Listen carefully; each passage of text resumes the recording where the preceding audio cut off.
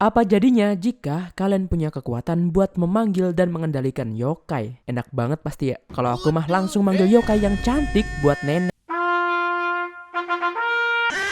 Jadi ceritanya dulu pernah ada pemberontakan di Jepang yang dipimpin oleh Mbak Kawai yang naik kodok ini. Pasukan yang doi bawa bukan sembarang pasukan, tetapi pasukan setan. Tapi lucu aja sih, kodoknya kayak mau bilang loncat gak nih? Oke, ini adalah sebuah legenda tentang seorang anak dari keluarga penyihir tersohor yang ada di Jepang. Keluarganya dikenal masyarakat setempat sebagai yokai controller atau pengontrol yokai. Jadi kayak bisa menggunakan kekuatan yokai seenak mereka dan mengendalikan mereka seenak jidat mereka pula. Kisah ini sangat populer di Jepang terutama pada zaman Edo, di mana cerita yokai kayak gini sedang dalam puncak popularitasnya. Kepala dari ini semua adalah seorang bapak-bapak penyihir yang bernama Taira no Masakando. Beliau punya ambisi yang kayaknya jahat deh, yaitu menaklukkan Jepang dan menjadi pemimpin Jepang dengan apapun caranya. Kalau orang udah niat pasti ada aja cara aneh yang bakal dilakuin ya kan. Kalau bapak Taira ini, beliau menggunakan pasukan yokai sebagai bala tentaranya. Taira no Masakando sendiri adalah anak kedua dari 7 bersaudara dari orang tua yang bernama Taira no Yoshimasa dan ibu bernama Agata Inukai no Harue. Karena ini adalah cerita yang udah jadul parah dan keterbatasan catatan juga membuat masa kecil dari Masakando tidak diketahui. Ada yang bilang jika mereka berasal dari keluarga pemerintahan. Ada juga yang bilang jika ibunya ini adalah seorang putri. Tetapi yang pasti adalah Masakando adalah anak yang sangat kritis dan gak suka diatur, rebel gitu jadinya. Terus ketika ia beranjak dewasa, ia tidak mendapatkan tempat di kursi pemerintahan. Nah, alasan inilah yang membuatnya memberontak pada pemerintah dan berusaha menghancurkannya. Pokoknya kehidupan dari Taira no Masakando ini penuh gejolak politik deh, kayak Indonesia sekarang. Dari banyaknya pemberontakan Taira no Masakando yang sudah ia lakukan, akhirnya terhenti juga. Karena sudah dianggap sebagai pengkhianat pemerintah, Taira no Masakando harus dieksekusi dan dimusnahkan sampai ke keluarganya. Taira no Masakando saat itu sudah punya 2 anak yang bernama Yoshikado dan Satsuki Hime. Saat penangkapan ayahnya, mereka lari menghindari kejaran orang pemerintah dan berhasil lolos. Mereka akhirnya bersembunyi di sebuah kuil kaki gunung karena ketakutan banget lah. Kalau mereka ketangkep pasti mereka bakalan dieksekusi juga. Udah gak peduli tuh pemerintah. Sekalinya pengkhianat ya pengkhianat semua. Terdengar sadis tapi inilah hukum lama.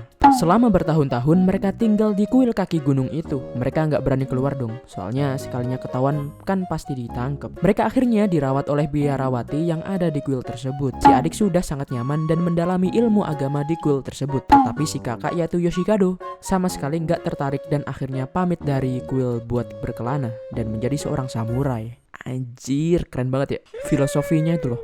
Si adik yaitu Satsuki Hime tentunya sedih dong berpisah sama satu-satunya keluarga yang tersisa. Tetapi mau gimana lagi, karena tekadnya udah bulat, dia pun pergi meninggalkan adiknya itu. Suatu hari saat menjelajah gunung Tsukuba, Yoshikado bertemu dengan seorang penyihir gunung misterius bernama Nikusisen. Dan ternyata takdir emang gak kemana ya. Penyihir itu adalah murid sekaligus pewaris kekuatan dari mendiang ayahnya, yaitu Taira no Masakado. Awalnya si Yoshikado gak tahu kalau sebenarnya ayahnya adalah penyihir yang sangat kuat. Tetapi setelah mendengar cerita dari penyihir itu, dia akhirnya mengetahui jati diri sejati dari ayahnya. Setelah bercerita panjang lebar, penyihir Nikusisen memberikan sebuah gulungan mantra dan sihir yang sangat kuat, yaitu sihir untuk mengendalikan katak raksasa.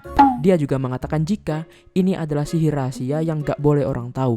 Bahkan keluarganya sendiri gak boleh tahu. Pokoknya rahasia. Terdengar sepele tapi ini adalah sihir yang berbahaya. Setelah mendapatkan banyak cerita, Yoshikado buru-buru pulang ke kuil kaki gunung untuk memberitahu adiknya. Si Satsuki Hime seneng banget dong kakaknya bisa balik. Dia pun juga baru tahu tentang cerita sebenarnya dari ayahnya sendiri lewat cerita Yoshikado. Setelah melihat gulungan itu, si Satsuki Hime mempelajari mantra sihir tersebut. Karena Satsuki Hime adalah wanita yang cerdas, terus kayaknya berbakat juga, mantra itu bisa masuk ke dalam jiwanya dalam waktu yang singkat. Lewat sebuah bisikan di dalam pikirannya, ada satu jiwa yang berkata kepadanya, "Namamu adalah Takiyasha Hime." Dari sinilah ia merubah namanya menjadi Takiyasha Hime yang menguasai mantra katak rahasia ini. Setelah berdiskusi panjang dengan kakaknya yang udah menjadi samurai, mereka pun berjanji buat membalaskan dendam ayahnya dan mewujudkan impian ayahnya dalam menggulingkan kaisar baru. Mereka berdua kemudian kembali ke benteng buatan ayahnya di Kastil Soma di provinsi Shimosa untuk mengumpulkan beberapa tentara yang tersisa dan masih setia dengan mendiang ayahnya. Tak hanya itu, si Takiyasha Hime juga memanggil pasukan yokai untuk tambahan kekuatan. gile-gile. Dan yang paling terkenal adalah saat ia membangunkan Gashadokuro, si tengkorak raksasa. Curang banget ya. Ilmu pengendalian ini bernama Onmyodo. Tetapi sebelum melakukan serangan, seorang pejuang pemerintah bernama Oyanotaro Mitsukuni yang udah expert dalam bidang Onmyodo mengendus bau yokai yang sangat menyengat. Ia merasakan jika ada orang yang menggunakan ilmu ini di Kastil Soma. Jadi ia kesana buat ngecek. Si Takayasa Hime udah tahu nih si Mitsuki bakal kesana. Buat menjebak si Mitsukuni, Takayasa Hime berubah menjadi wanita cantik yang gatel buat menggoda si Mitsukuni biar pergi gitu. Udah tahu ini sebuah jebakan, si Mitsukuni yang ternyata membawa banyak pasukan kemudian melakukan penyerangan secara tiba-tiba. Disinilah pertempuran yokai raksasa terjadi. Takayasa Hime kemudian melepaskan yokai Gashadokuro buat menghabisi pasukan pemerintah. Tetapi karena si Mitsukuni sudah persiapan dan latihan, jadinya pasukannya bisa menghindari serangan Gashadokuro dan juga mengalahkannya. Si Takayasa Hime juga ikut bertarung dengan menggunakan sihir kodok rahasianya. Ia menaiki seekor katak dan hampir meratakan semua pasukan milik Mitsukuni. Cuma balik lagi si Mitsukuni ini karena udah jago, makanya ia bisa melepaskan Takayasa Hime dari kataknya dan mengeksekusi dia tanpa ampun.